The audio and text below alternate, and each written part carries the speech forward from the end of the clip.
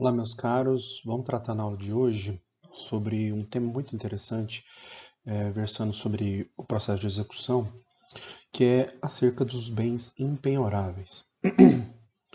Bom, primeiramente, você tem que mentalizar a ideia de que o devedor ele responde com o seu patrimônio. E todo ele, a princípio, é penhorável. Então, só que o sistema processual, de modo a garantir o mínimo existencial fundado na dignidade humana, né, a chamada tutela do patrimônio mínimo, visa resguardar, então, uma parcela do patrimônio do executado que é insuscetível de penhora, né, no âmbito da execução. Então, justamente por este propósito, para assegurar a dignidade do executado, assegurar que ele tenha um mínimo existencial, um patrimônio mínimo. Então, é disso que nós vamos tratar na aula de hoje. O que vem a ser, então? Então, nós vamos tratar de dois artigos muito interessantes, que é o artigo 833, que traz um rol bastante extenso, perdão, acerca do que vem a ser impenhorável, e depois falaremos sobre o artigo 834. O artigo 833, ele trata dos chamados bens absolutamente impenhoráveis. E o 834 trata dos bens relativamente impenhoráveis. Então, vamos analisar esses pontos na aula de hoje, ok? Então, começando pelo artigo 833, no próximo slide. Bom, então, esse artigo 833, ele cria uma verdadeira hipótese de não incidência do princípio da patrimonialidade. Por isso que eu coloquei nesta linha de raciocínio. Então, ele vem descrito no 833, sem prejuízo da análise de outros dispositivos, né? Até porque o artigo 833, inciso 1º, já trata da primeira hipótese, dizendo o seguinte, olha, são impenhoráveis os bens tidos como inalienáveis e os declarados por ato voluntário não sujeitos à execução. Bom, aqui você tem que lembrar daquelas situações em que é possível, por vontade própria, né, a configuração como bens inalienáveis ou como bens impenhoráveis. Nós temos a possibilidade, nós temos a questão do bem de família. O bem de família ele pode ser um bem de família legal, que é criado por lei, que é o artigo 8009, que visa de fato conferir um mínimo existencial a todos, né, aqueles que estão ali suscetíveis, né, aquelas situações.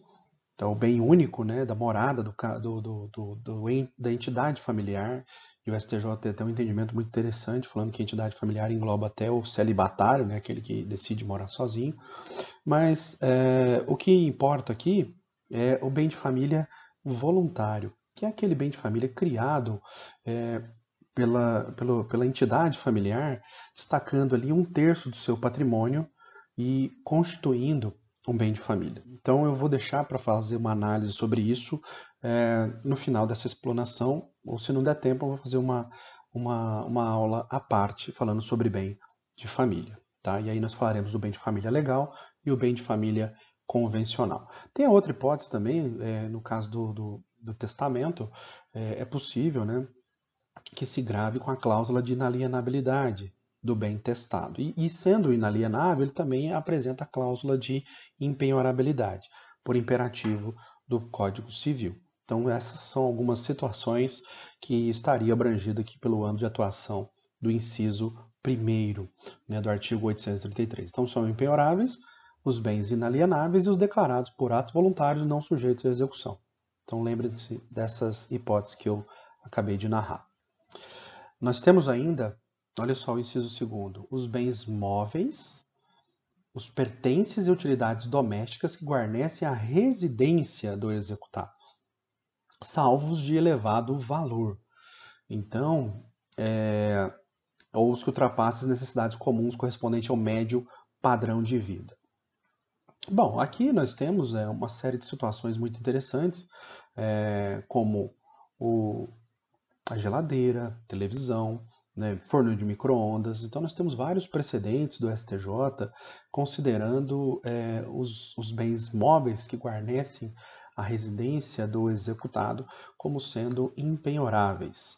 Então, casos como este, né, o STJ tem entendido que esses bens são essenciais e logo eles não são suscetíveis de expropriação por parte do devedor, do credor, perdão, ou dos credores. Uma questão relevante aqui com relação a este ponto.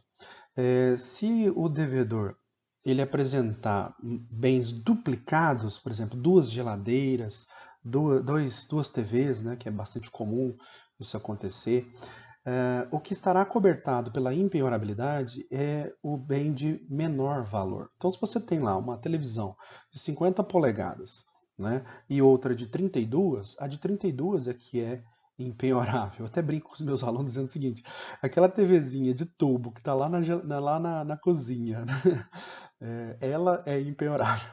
Então, a que está no seu quarto vai ser penhorável, a que está na sua sala, que são TVs que costumam ser melhores, né? Você acaba jogando lá para a cozinha aquela TVzinha de tubo, né? Aquela que, ao invés de você jogar fora, você põe na cozinha, né? Então, isso acontece em muitas casas, né? Então, é de menor valor que é impenhorável, ok? Então, essa é uma ideia, né? Então, porque os bens móveis que guarnecem a residência, né? Então, são as utilidades domésticas, né? Os eletrodomésticos, eles são impenhoráveis. Elevado valor, nós temos vários bens móveis que são de elevado valor, igual um tapete persa, um quadro, né? De artistas famosos. Então, obviamente, isso daí não entra, né? Então, ontem mesmo recebi um anúncio de uma TV de 85 polegadas, se eu não estou equivocado. O valor dela era de R$ 37.900. Imagine, obviamente, isso é um bem passível de ser penhorado. Por isso que tem essa cláusula aqui de abertura para penhorabilidade daqueles bens de elevado valor. Mesmo que guarnecem a residência, sendo de elevado valor, são penhoráveis. Mas é só você mentalizar a regra de que, havendo bens duplicados, o de menor valor é que está cobertado pela impenhorabilidade. Teve um caso interessante que eu vi na prática, que foi o caso de uma família, um pessoal carente, que estava guardando dinheiro, né, ao longo do tempo, ali, guardando R$ 100, R$ 50 todos os meses, para comprar uma geladeira nessas promoções que temos, que nós temos direto, né, das Casas Bahia, Magazine Luiza, né, que as pessoas fazem até fila durante a madrugada para fazer as aquisições desses bens.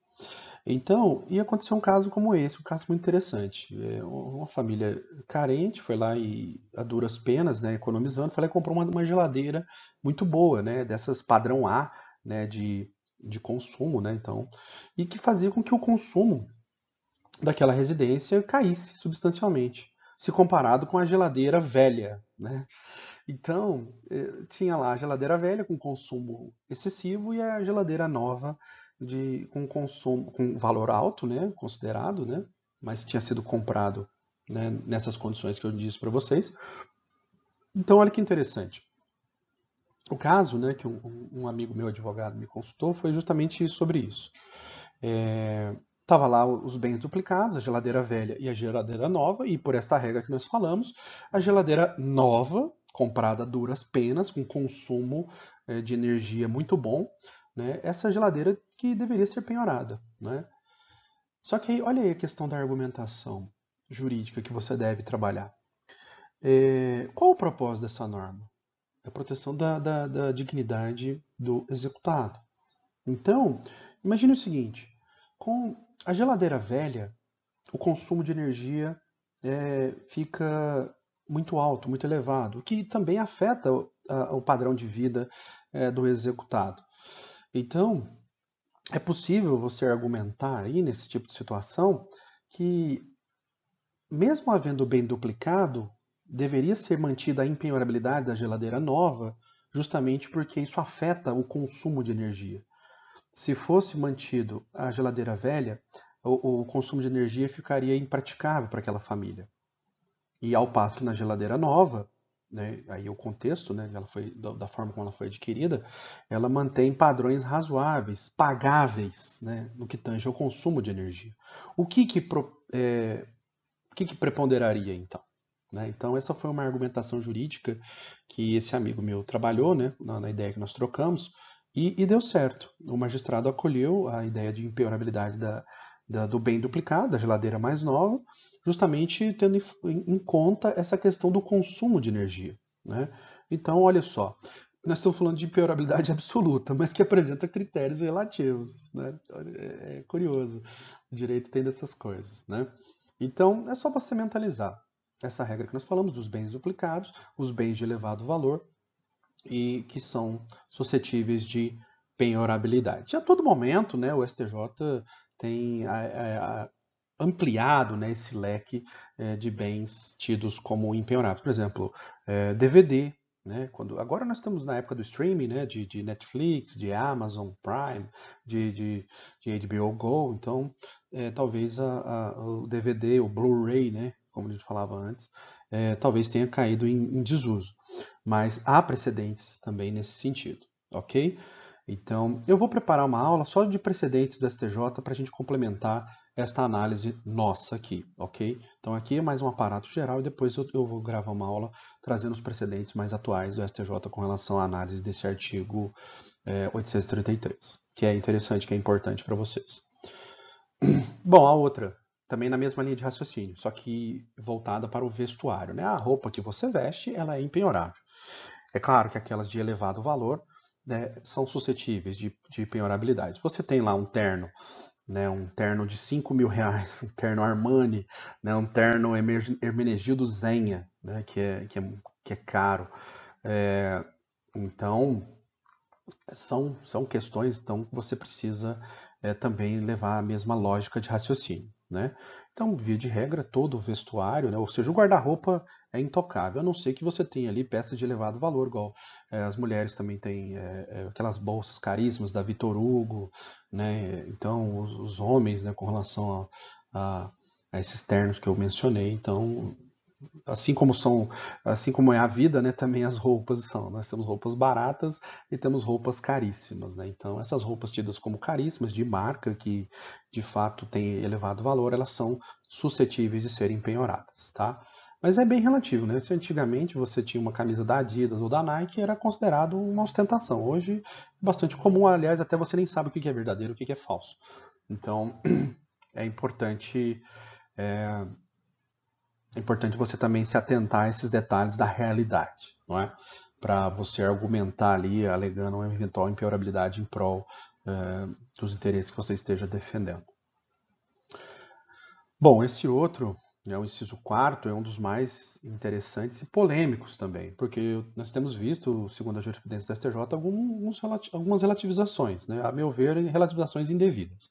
Bom, a ideia aqui central é que nós tem aqui várias situações, né? Fala de vencimentos, subsídios, soldos, salários, remunerações, ou seja, tudo que for proveniente do trabalho da pessoa, não importa o nome que receba, é impenhorável, a princípio, né? Também as pensões e aposentadorias, pecúlios, montepios, né? Então, tudo que também for proveniente de pensões ou de aposentadorias também são impenhoráveis. Isso é o que está dizendo a lei, né? Reparem.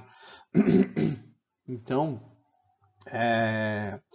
algumas exceções, né, que estão lá nos parágrafos. Fala, o valor que for acima de 50 salários mínimos, ou seja, aquilo que você recebe como fruto do seu trabalho, que exceder a 50 salários mínimos, é passível de ser penhorável, é livremente penhorável, ok? 50 salários mínimos. Quem é que ganha isso tudo, né, meus caros? Tem que ser CEO de uma grande empresa ou jogador de futebol para tirar um valor acima disso por mês. Então, acima de 50 salários mínimos é livremente penhorável. Livremente penhorável.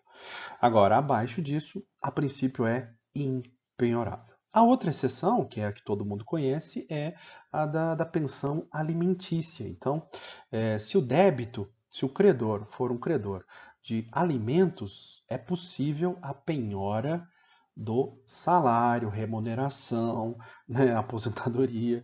Então, todas essas situações que estão aqui descritas são suscetíveis de penhorabilidade se o credor for um credor de alimentos. Então, isso aqui é a outra exceção a esta regra.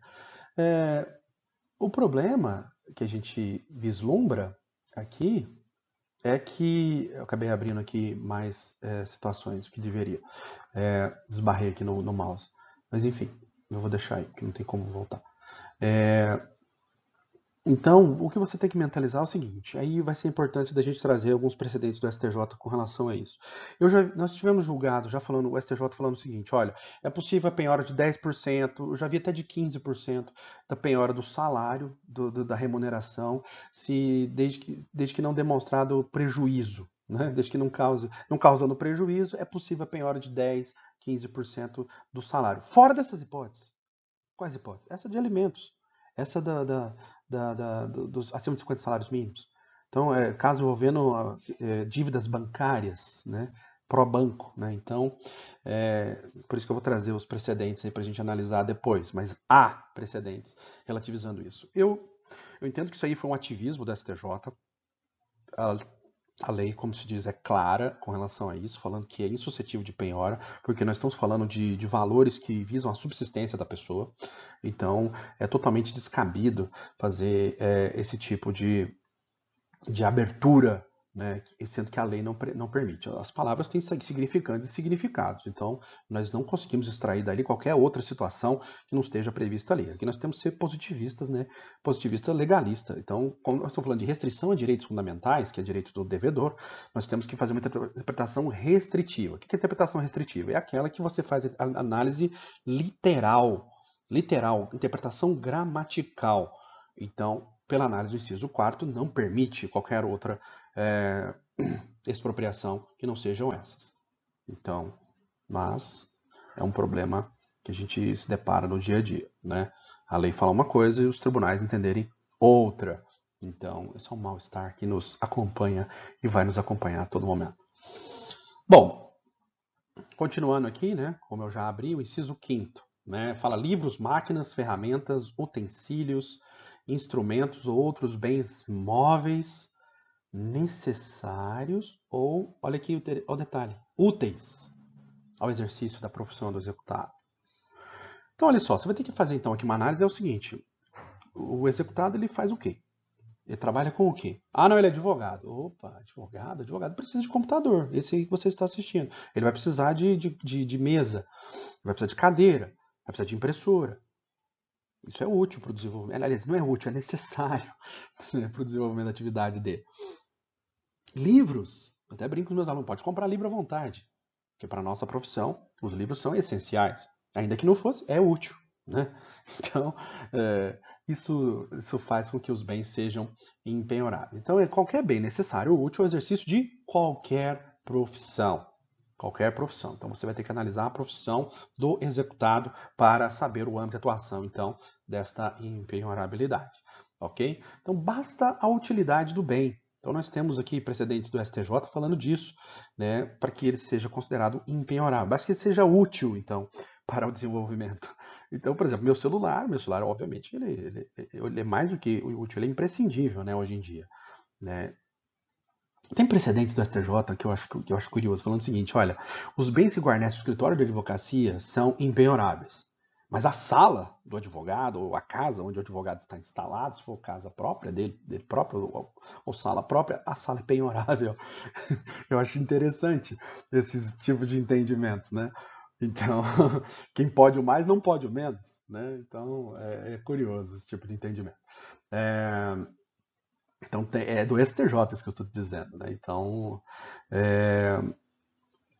nós temos também precedentes do STJ falando de pessoa jurídica, de bens que pertencem a pessoas jurídicas, desde que elas sejam microempresa ou empresa de pequeno porte, ou firma individual ainda, né?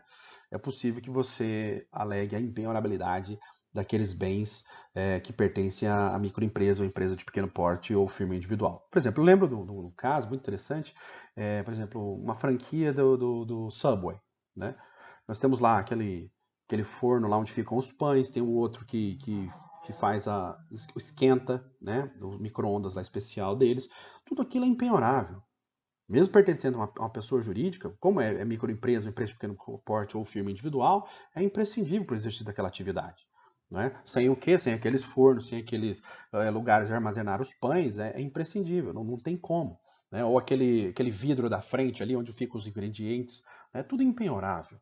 Né? Então, justamente o STJ ele fez essa abrangência, no meu modo de entender esse ponto, eles acertaram, né?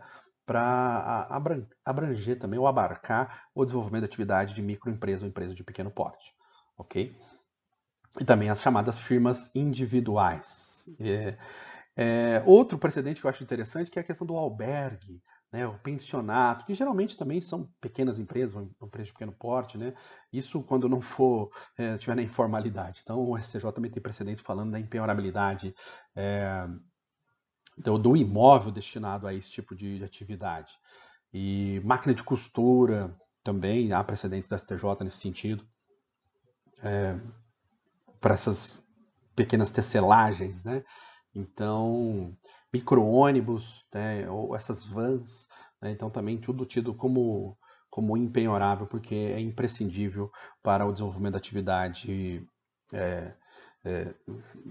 do labor ali daquele tipo de atividade, ok? Então, essas são algumas situações muito interessantes, meus caros, que estão ali acobertadas pelo manto da impenhorabilidade. E é uma análise muito casuística, né, como vocês estão percebendo, né? Nós temos precedentes para tudo. A outra hipótese que eu acho bastante curiosa, vocês podem ver aí, é a questão do seguro de vida, né? O seguro de vida, ele seria o quê? O valor proveniente do falecimento, né? Então seria o quê? O dinheiro advindo do sinistro, né? Então houve o falecimento de alguém, o executado é o beneficiário daquela apólice, então o dinheiro dali proveniente é impenhorável. Então esse é o raciocínio que você deve desenvolver com relação à análise do seguro de vida, tá bom? A outra hipótese, o inciso 7º, que fala dos materiais necessários para as obras em andamento, salvo se essas forem penhoradas. Cuidado aqui, cuidado. Aqui você tem que pensar na seguinte hipótese. Olha, cimento, telha, né, tijolo, é impenhorável, são impenhoráveis. Então, areia, né, pedra brita, então tudo que for necessário para construção ou reforma, né, de imóveis, né, obviamente, esses materiais de construção eles são impenhoráveis. A não ser que eles só serão penhoráveis se você penhorar o terreno, a casa onde está sendo feita a construção, o terreno está sendo feita a construção ou a casa está sendo feita a reforma. Então, aí vem aquela regra que nós estávamos comentando há pouco. O penhorou principal, os acessórios vêm junto, né? Então, olha que curioso, que interessante essa regra. Então, repare que a redação não é muito boa aqui. O inciso 7 fala os materiais necessários para as obras em andamento, salvo se essas forem penhoradas. Essas, né, se aonde estão sendo realizadas as obras tiverem sido penhoradas. Se a casa tiver sido penhorada, ou se o terreno tiver sido penhorado, aí sim vai acompanhar tudo que tiver ali, né? Por exemplo, material de construção, inclusive. Ok? Então essa é uma questão importante. O inciso 8º. O inciso 8º fala da pequena propriedade rural. Então, a pequena propriedade rural ela é impenhorável, né? Ainda que seja para saldar dívida relativa a financiamento agropecuário. Né? Então, tem um precedente da STJ também muito interessante falando disso. Né? Mas, na ótica do STJ, então, o que o STJ afirma? Ele fala que a pequena propriedade rural é aquela que é trabalhada à família, né? Então, para ser considerada impenhorável, ainda que dada pelos proprietários em garantia hipotecária. Ainda que seja conferida em garantia hipotecária para o financiamento de atividade produtiva, então ainda assim ele vai ser conferida a impenhorabilidade, deste bem. Então, são questões interessantes. O conceito de pequena propriedade rural, você precisa ver, tem o Estatuto da Terra, que é um conceito bastante nebuloso, conforme a localidade, fala em módulos fiscais, né, 4 módulos fiscais, aí depende da região para você saber quantos hectares são. Então, depois, se você tiver curiosidade, dê uma olhada no Estatuto da Terra, que vai falar da pequena propriedade rural conforme os módulos fiscais, que é variável conforme a região. Ok? Prosseguindo aqui, então, o próximo inciso fala de recursos públicos recebidos por instituições privadas para aplicação compulsória em educação, saúde ou assistência social. Bom, a gente vê muito esses hospitais, por exemplo, que recebem verbas do SUS, né? Ou entidades assistenciais que recebem verbas públicas, ou dinheiro proveniente do Ministério da Educação, né? Ou da Secretaria de Educação. Então, essas instituições, caso elas recebam verbas públicas, não importa a origem, essas verbas públicas são impenhoráveis. É até importante que a instituição que receba essas verbas públicas tenha um caixa específico. O caixa, melhor dizendo, a questão da contabilidade própria. Para dizer, olha, isso aqui é fruto de doações. Imagina aqui em Uberaba tem o Hospital Eliangote, que é um hospital do câncer aqui que é muito famoso, não é? Então, o Hospital Eliangote, ele tem lá as verbas públicas que ele recebe proveniente do SUS e tem as verbas provenientes de doações. Isso é muito comum em hospitais, né? Ainda mais esses que de grande repercussão, como tratam câncer, né? Como é o caso aqui do Eliangote de Uberaba, do Hospital do Câncer de Barretos. Então, eles recebem doações privadas. Essas doações privadas, elas são penhoráveis. São para pagamento de dívida. Agora, as verbas provenientes do SUS ou provenientes de fontes públicas são impenhoráveis. É isso que está dizendo esta norma, ok? E o inciso 10º é uma outra situação também muito interessante, que confere a qualquer pessoa uma blindagem com relação à poupança. Poupança, caderneta de poupança. Então, até 40 salários mínimos, o valor que você estiver guardado em caderneta de poupança é impenhorável, né? Mas não pode ser alegado com relação à pensão alimentícia, tá bom? Então, a pensão alimentícia também é possível a penhora de valor depositado ali na caderneta de poupança. Também é possível a penhora, obviamente, daquilo que exceder, né, os 40 salários mínimos. Então, porque senão poderia dar margem, né, de burla, né? O cara ele abre uma conta no Itaú, outra no Bradesco, outra na Caixa, outra no Banco do Brasil, uma em cada banco e vai lá e coloca 40 salários mínimos em cada, né? E aí ele fica com um valor muito, muito alto de proteção, usando essa cláusula da blindagem de 40 salários mínimos. O que é impenhorável é até os 40. Não importa se ele tem isso em várias instituições financeiras. Tá? Então, às vezes ele tem lá 20 salários mínimos no Banco do Brasil, tem 10 na Caixa e 5, né, no Itaú, por exemplo. É tudo impenhorável, porque está dentro da margem de 40 salários mínimos. Mas o que pode acontecer? E na prática a gente vê às vezes isso acontecer. Né? Tanto para salário quanto para poupança. Né? Às vezes o magistrado lá na penhora online ele manda fazer o bloqueio. Né? Se você não falar nada, quem cala consente. Então tem esse problema. Né? O ônus argumentativo é do devedor. Ele fala, olha, aqui foi depositado em poupança, está dentro da margem de 40 salários mínimos, então logo é empenhorado. Se foi feita a penhora, pede o cancelamento. E alega a violação do inciso 10 do artigo 833, que é isso que nós estamos analisando. Ok? Então, isso é um ponto muito interessante e importante para você mentalizar. Reparem, não está previsto ali outro tipo de aplicação. Então, você está lá em LCI, que é uma modalidade de aplicação financeira. Então, ou até mesmo eu já vi, tem hora de previdência privada, né? Então, qualquer tipo de aplicação financeira, investimento financeiro, né, que às vezes o seu banco ali te vende, né? Direto os gerentes de banco, para bater meta, né, eles te procuram, falam, eu posso pegar seu dinheiro, pô, uma aplicação aqui, outra ali, outra colar. A questão que se coloca é a seguinte: o que está blindado pelo sistema é apenas o que está na poupança. Esse é um ponto interessante que você precisa mentalizar. Ainda mais se você estiver pelo credor. Se tiver pelo credor, manda fazer a devassa nas contas do devedor. Manda fazer. Porque o que está só acobertado pela impenhorabilidade é o que é fruto do salário, remuneração, né? O labor dele mensal e o que tiver na poupança. Fora disso, é livremente penhorável.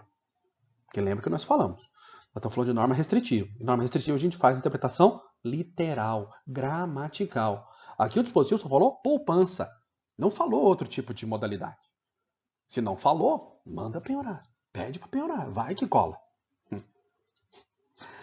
Teve um outro caso que eu vi acontecer, que aí vem sua argumentação jurídica.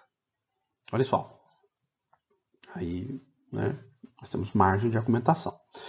Repare que lá no inciso 4º, olha lá no inciso 4º, eu vou pegar aqui o marcador aqui, eu esqueci que eu tenho ele aqui. Ó, vamos lá, eu vou lá no inciso 4º, ó, ele fala, ó, proventos de aposentadoria. Estão me acompanhando? Aposentadoria. Ok. Nós temos a previdência privada, que é uma modalidade de investimento. Você está investindo a longo prazo, muito longo prazo. Aliás, foi estimulado pelo próprio sistema, pelo próprio governo.